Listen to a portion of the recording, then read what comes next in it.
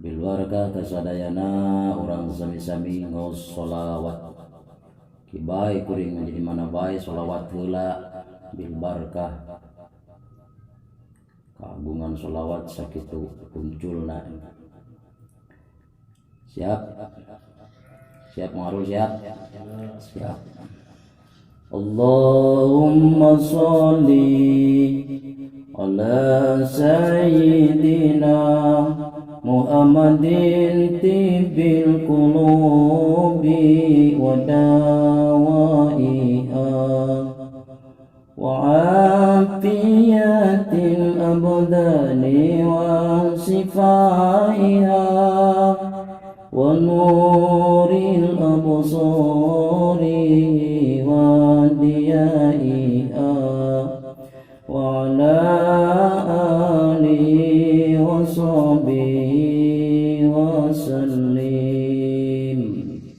walhamdulillahi rabbil alamin.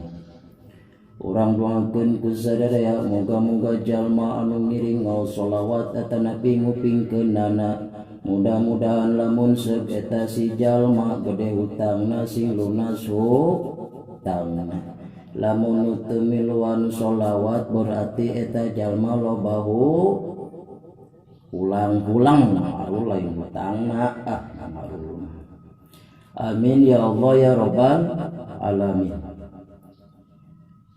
Ku agungna Kangjeng Nabi komo ayeuna bari bulan Maulud bulan kelahiran Kangjeng Nabi wajar jeung munasabah urang salaku umatna ngagung-ngagung kana kelahiran Kangjeng Nabi ku wasilah seueurkeun ngaoskeun sholawat komo dina poe Jumat seueur pidawuh ulama ngundingakeun dina perkawis bab sholawat seueur pidawuh ulama pidawuh Kangjeng Nabi ngundingakeun dina perkawis bab sholawat dihususkeun kana poe Jumat.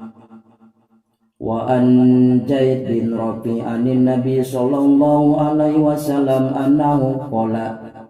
man sholala ya mi'ata fi kulli yaumin jum'atin ghafarallahu lahu walau kanat dunubuhu misla jabadil bahri. Pidawuh Kangjeng Nabi sasa jalma anu maca sholawat alaya ka kaula mi'atin 100 wangsulan pikuli yaumin dina saban-saban Jumat ghafarallahu maka bakal ngampura Gusti Allah walau kanat jeung sok sanajan bukti dunubahu ari dosana eta si jalma misla jabadil bahri suurna teh saupama budak lautan. Siap naos sholawat siap dawam sholawat siap lain siap-siap unggul di dia unggul tapi kudu dipraktekeun keur masak sholawatan keur ngaramet sholawatan keur tanur eta sholawatan keur geger sholawatan di mana baik tempatna bari kunyem-kunyem atawa dina mana ngaos sholawat ka Kangjeng Nabi komo rek dangdan mah ibu gerasok rek make baju hiasi ku sholawat arek make make up hiasi ku sholawat pas ditingali tepan ku caroge ngahuleng caroge teh lamun caroge na bisa nyanyi mah langsung nyanyi calangkeung tepan ku baning ku kaget eta si istri sok dawam sholawat boro-boro keur waktu anu salse bada sholat terus wiridan anu sanes terus sholawat ieu mah di wedak oge di wedak maca sholawat bakating ku cinta ka Kangjeng Nabi tapi ka gincrong pamunteunna teh mangarul wasilahna cahaya sholawat tapi ka ngahulang eta sang carogena ningali pamunteun nu jadi bojo mengkilau kinclong naon ning bahasa budak ayeuna mah teh pawarilah kitu ning tepi kacuk salakina kabeneran salakina teh bisa nyanyi beuating ku rindu meureun ku ngahulang ku kaanehan eta pamunteun sang bojo rajin ku ngaos sholawat tek salakina teh nyanyi teh kieu cenah ieu coba saya beneran teu sorana ieu ieu menang ngapalkeun saminggu ya sudah beneran ya sorana ieu cek salakina teh nyanyi seperti kieu kalau ku punya sayap ku bawa terbang kau ke bulan aku cemburu bila orang memandang wajahmu kayak itu nanti tah itu bekat niku ngaulang mata sing rajinkeun ngaos sholawat komo ngaos sholawatna dina khusus poe Jumaah isim kuring ya sok ngajak ulah ka barudak malah mangaulang aya nu teu apaleun sholawat ditanya teh jang sholawatan teh dia naon cenah wa sholawat teh ari maneh teh berago teu apal sholawat henteu wa cenah abdi mah da sakanyaho abdi sholawat teh beas diwadahan kana daun kelapa menang anyam eta mah teh lain sholawat sia teh naon kupat cenah nu kitu mah ieu mah sholawat mah atuh heuh cenah teh apal sholawat henteu wa ya Allah ya Rabbana masih kene aya anu kitu budak leutik gembay di budak mah da ajareun jeung warageun kalau tanggung jawabna guru ngaji lamun di pasar nya teh manu urusanana atuh ditowel jang bisa teu ngaji henteu ari eta naleun naon HP sok nanti teh ujang lamun geus magrib abdi mah sok game online we cenah wa ya Allah ya Rabbana kitu teh zaman ayeuna lamun kurang merhatikeun kana pendidikan masalah budak teu nyaho sholawat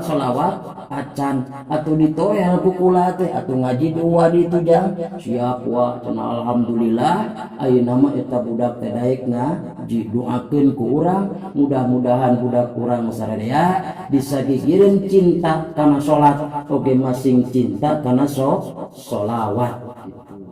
sholawat ke Kangjeng Nabi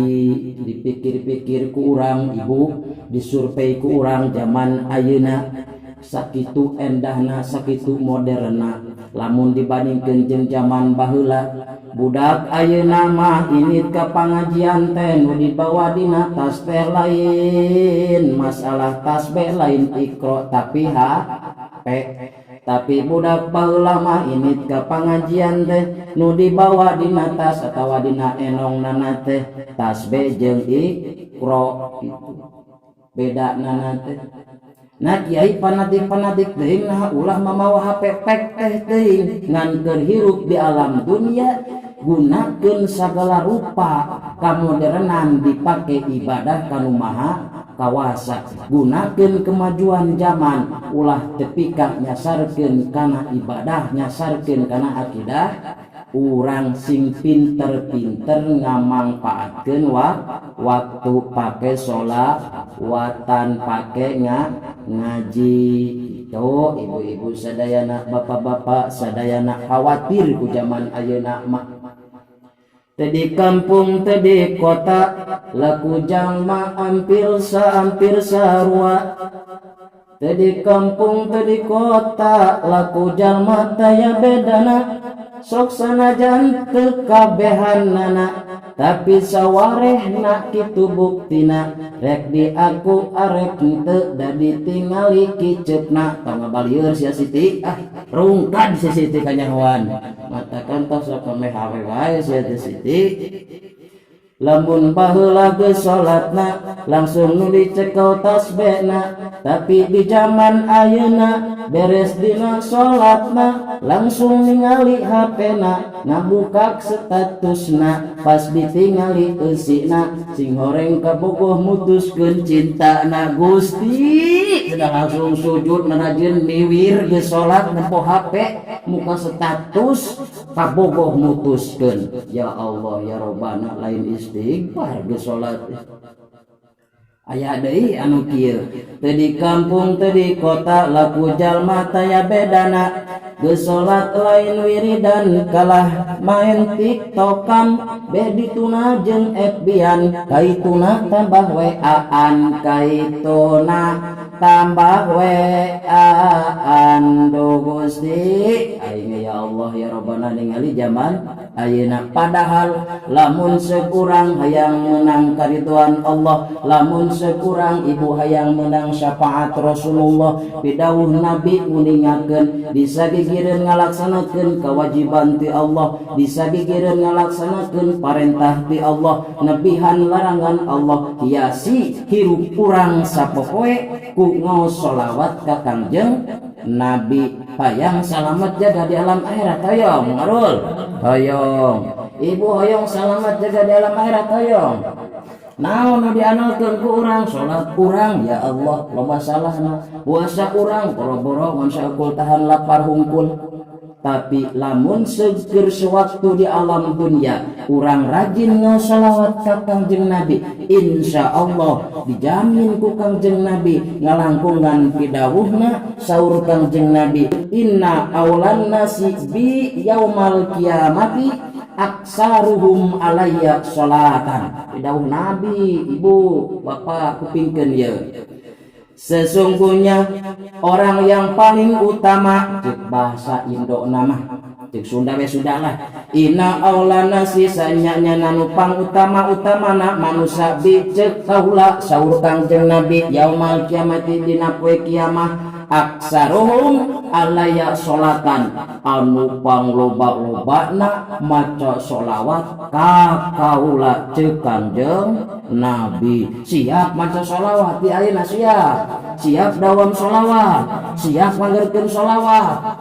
siap baeud ayeuna teu percaya, siap-siap jadi hungkul. Sok urang mimitian ti ayeuna bulan Maulid, ayeuna kelahiran Kangjeng Nabi urang agungkeun ku urang, dawamkeun ku urang. Bada duhur ngaos sholawat, bada asar yasiku sholawat, bada maghrib teu langkung sholawat, geus sholat isya sholawatan, meme subuh pupujian, nu diaosna sholawat, bada subuhnya kitu deui ditambahan ku sholawat, cinta sholawat. Subhanallah.